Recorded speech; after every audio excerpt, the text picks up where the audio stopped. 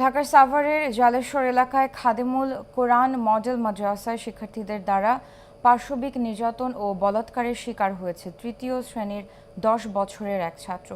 রক্তাক্ত অবস্থায় শিশুটিকে উদ্ধার করা হলেও মাদ্রাসা কর্তৃপক্ষের ব্যাপারে কোনো ব্যবস্থা গ্রহণ না করে উল্টো ভুক্তভোগী শিশুটির অভিভাবককে ঘটনা ধামাচাপা দিতে হুমকি দিয়েছেন বলে অভিযোগ পাওয়া গেছে। নির্যাতনের শিকার শিশুটির অভিভাবক জানায়, মঙ্গলবার বিকেলে খাদিমুল কোরআন মডেল মাদ্রাসার শিক্ষার্থী তুহিন এবং আয়ুব প্রকাশ্যে ভুক্তভোগী শিশুটিকে ধরে মাদ্রাসার বাথরুমে আটকিয়ে বায়ুপথে বোতল এবং কলম ঢুকিয়ে নির্যাতন চালায়। শিশুটি বাঁচতে আর্তচিৎকার করলেও এ সময় কেউ এগিয়ে আসেনি, বরং তুহিন ও আয়ুব বলাৎকার করে ওই শিশুটিকে। এ বিষয়ে সাভার মডেল থানায় এসআই মাহবুব জানান, শিশুটিকে পাশবিক নির্যাতন এবং বলাৎকারের করার ঘটনা প্রাথমিকভাবে প্রমাণিত হয়েছে।